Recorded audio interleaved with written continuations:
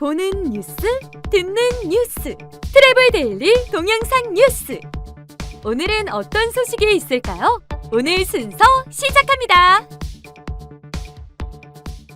중국 문화여육이 의미 있는 여행 통계를 발표했습니다. 인바운드 여행사를 통한 모객은 중화권을 제외하고선 한국이 가장 많은 것으로 나타났습니다. 델타항공이 아시아 태평양 지역 운항 재개 소식을 밝혔습니다. 동계 및 내년 하계 시즌 운항 일정도 알렸습니다.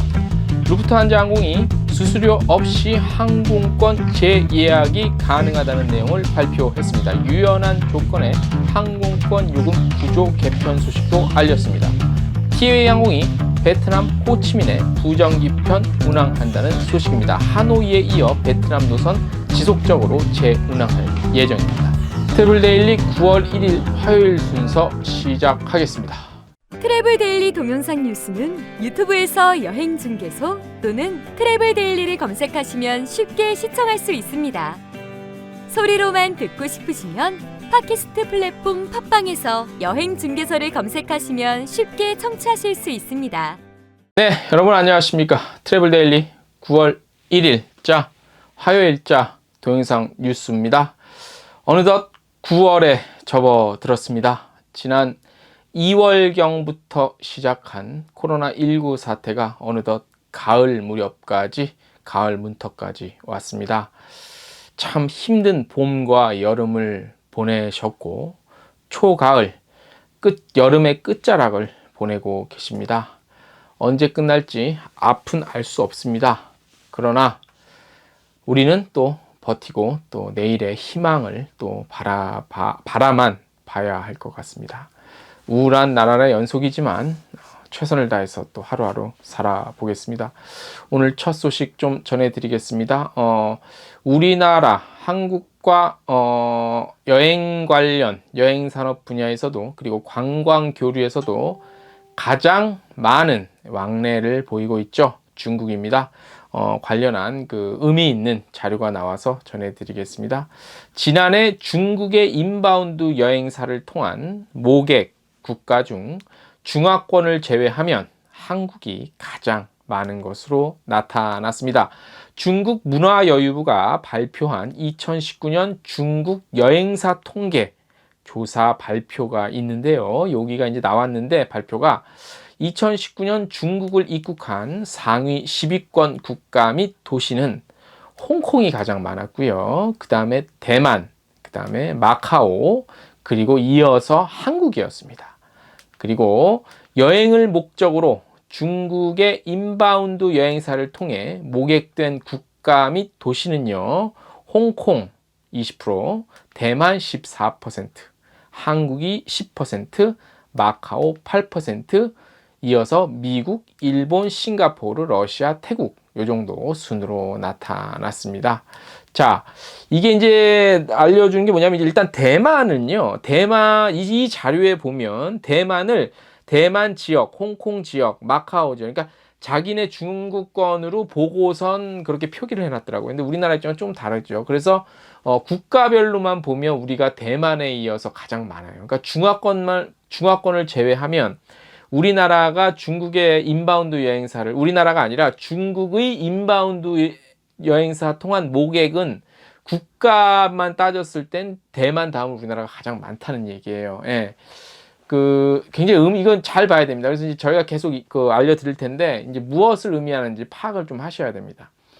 2019년 중국 여행사 규모는요, 2019년 연말 기준인데요, 38,943개입니다. 자, 우리나라 인구 대비, 그 다음에 나라의 국가의 규모 대비 우리나라가 굉장히 많죠. 그죠? 중국이 2019년 말 기준 38,000여 개, 48,900여 개 정도인데 우리나라가 한 2만 개 정도 요즘 왔다 갔다 이렇게 보고 있죠. 우리나라는 여행사가 굉장히 많은 거예요. 물론 중국의 이런 통계들이 굉장히 정확할 것이냐에 대한 조금 객관성은 좀 우리가 한번 따져봐야 되지만 어쨌든 이렇게 공식적으로 밝혀진 숫자는 이 정도라는 걸 좀 염두에 두시고 보셔야 될 것 같습니다. 2018년 대비 8% 정도 증가했대요. 그 다음에 원난성 여행사 감소 외 37개 지역 모두에서 여행사가 증가했다고 하고요. 구이저우, 칭하이, 하이난 등 11개 지역은 10% 이상 증가했다고 합니다. 하이난도 굉장히 많이 증가를 했네요. 그 다음에 광둥, 베이징, 짱수, 저장, 산둥 등 5개 지역은 2,000개가 넘는 여행사가 소재를 하고 있다고 하고요. 광둥 지역은 3,281개로 가장 많았대요. 광둥 지역 여행사가. 예. 전국 여행사 직접 종사자 수 한번 볼게요. 41만 5,941명. 이것도 굉장히 작아요. 그죠? 인구가 우리나라의 몇 배인데 여행사에서 직접적으로 종사하고 있는 인원이 41만 5천여 명이라는 거는 작다는 얘기죠. 아직도. 그 중에서 계약을 체결한 가이드는 12만 1천여 명 정도. 예. 그리고 인솔자, 우리가 흔히 TC라고 불리는 인솔자는 한 5만 7천여 명 정도 해서 굉장히 작아요. 이건 또 어떤 걸 의미하느냐? 요렇게 이제 공식 집계된 요 정도라는 거고, 집계에 안 잡힌 인원이 더 많은, 이거보다 훨씬 많을지 안 많을지, 그것까지 제가 잘 모르겠어요. 중국 제가 전문가가 아니라서, 이거 혹시 중국 전문가 우리 시청하시는 분들 계시면 한번 좀 팁을 한번 댓글이라도 알려주시면 고맙겠습니다. 2019년 중국 여행사 수익 구조 보면요. 인바운드 관광의 영업이익은 260억 2천만 위안, 한화로 따지면 약 4조 5천억 원으로 여행사 영업이익의 5.21% 차지했고요. 국내 여행은 2,750억 9,600만 위안, 한국 돈으로 따지면 47조 원. 그러니까 중국은 국내 여행의 그 수익 비중이 엄청나게 크다는 거죠. 예. 엄청나게 크다는 거야. 47조. 예. 그 다음에 뭐 이렇게 있는데 이건 좀 생략할게요. 숫자라 좀 머리 아프실 것 같아서. 아웃바운드 볼게요. 아웃바운드는 2,145억 5,600만 위안. 한국 돈으로 따지면 아웃바운드 통한 그 이익은 한 38조 원.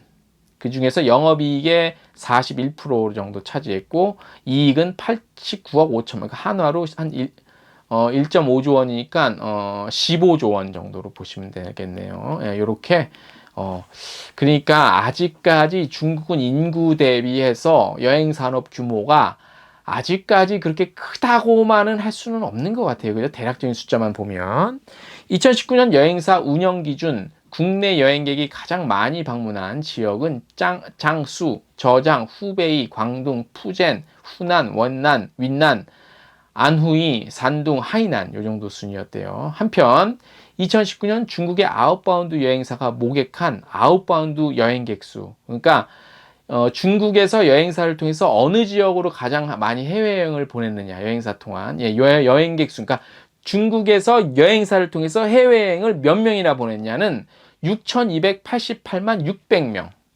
주요 목적지는 여기가 중요해. 여기가 중요해. 중국에서 여행사를 통한 해외여행 가장 많이 간 목적지는 태국 17%, 일본 12%, 대만 9%, 베트남 8%, 홍콩, 마카오, 싱가포르, 말레이시아, 인도네시아, 러시아 이렇게 돼. 한국이 없어요, 여기. 자, 그러면 비자 문제도 있고 한데 중국인들이 한국 꽤 많이 오잖아요, 그래도. 근데 그 많은 사람들이 중국 자국 내에서 여행사를 통한다기보다도 개별적으로 많이 왔다는 그런 얘기가 되나요? 이 통계 자료를 놓고 보면. 근데 비자 발급이라든가 이런 거를 놓고 봤을 때 조금 뭐라 그럴까요? 조금 다시 한번 다른 부분을 좀 들여다봐야 되는 좀 부분이 존재하지 않나, 뭐 이런 합리적인 또 의심도 또 듭니다. 자, 이 같은 결과는 중국인의 한국 여행은 중국 내 여행사를 통한 이용은 매우 낮은 것으로 추측되는 결과라고도 볼 수 있습니다. 제가 좀 전에 말씀드린 거랑 좀 일맥상통한다고 볼 수 있죠. 자, 이 자료는 저희 그 한국관광공사에서 그 글로벌 여행 시장 관련한 내용 중에 오늘 좀 올라온 게 있어서 저희가 거기서 인용을 했다는 거를 좀 알려드리겠습니다. 어떻게 좀 의미가 있었습니까? 혹시 또 중국 쪽에 거래하시는 비즈니스 하시는 분들에게 도움이 되셨길 바랍니다. 두 번째 소식, 델타항공이 2020년 동계, 그러니까 올해 동계 시즌이죠. 그리고 내년 하계 시즌 주요 대서양 태평양 횡단 노선 운항을 재개한다고 밝혔습니다. 코로나19 이전 수준으로 회복까지는 조금 더 시간이 소요될 것으로 예상되지만 내년 하계 시즌에는 올해 대비 50대의 항공편을 추가로 운항한다는 방침입니다. 이와 함께 델타항공은 주요 시장에 집중하고 파트너사와의 협력 바탕으로 지속적인 폭넓은 운항 서비스 제공하겠답니다.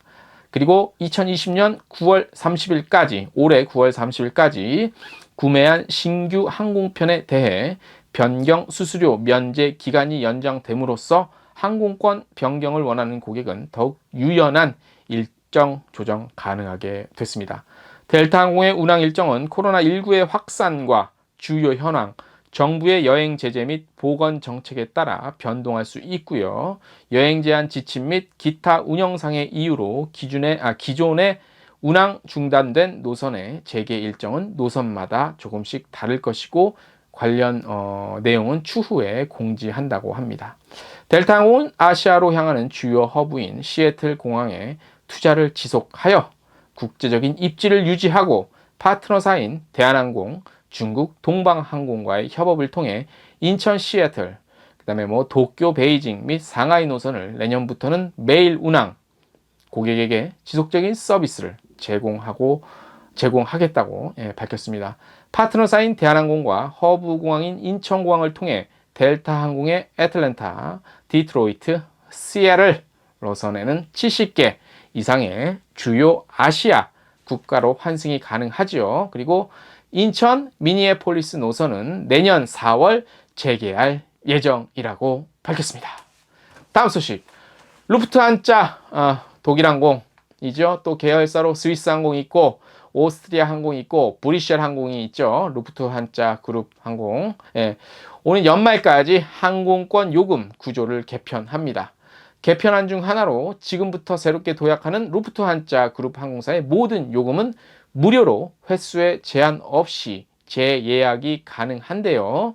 무료 수화물이 포함되지 않은 라이트 요금을 이용할 경우에도 해당이 됩니다. 루프트한자 그룹 항공사는 팬데믹 상황으로 인해 기존 예약자에게 이미 한 번에 무료 재예약이 가능하게 제공해 왔죠. 자, 새로운 규정은요, 단거리와 중거리 및 장거리 노선의 모든 신규 예약에 전 세계적으로 적용되며 이로써 루프트한자 그룹 항공사를 이용하는 여행객들은 보다 유연하게 여행을 준비할 수 있습니다. 단, 조건이 하나 있겠죠. 다른 날짜나 다른 목적지로 재예약 시 기존 예약과 동일한 요금이 없을 경우 등 일부 상황에 따라 추가 비용이 발생할 수 있고요. 해당 차액은 추가로 내셔야 합니다. 코로나19 위기 상황에 따라 루프트한자 그룹 항공사는 변화하는 항공여행 고객 요구에 맞춰 다양한 서비스를 제공하고 있고요. 이번에 선보이는 무료 재예약 항공권 이용 조건과 함께 경쟁력 있는 가격으로 유럽 항공권을 온라인으로 제공하고 합니다. 그리고 루프트한자 홈페이지에서 항공권 예약 시 프로모션 할인 코드를 카카오톡 채널에서 다운로드하면 추가로 할인 혜택 받을 수 있습니다. 여러 가지 내용이 있는데 루프트한자 홈페이지에도 나와 있고 저희 트래블 데일리 홈페이지 텍스트 뉴스에도 더 자세히 나와 있습니다. 자, 오늘 준비한 소식은 요겁니다. 오늘은 좀 내용이 분량으로 좀 많지는 않고요. 2.5 단계 사회적 거리두기로 인하여 보도량, 정보량이 저희도 급격히 줄었습니다. 매일매일 마감이 이게 영 쉬운 게 아닙니다. 하지만 최선을 다하겠고요.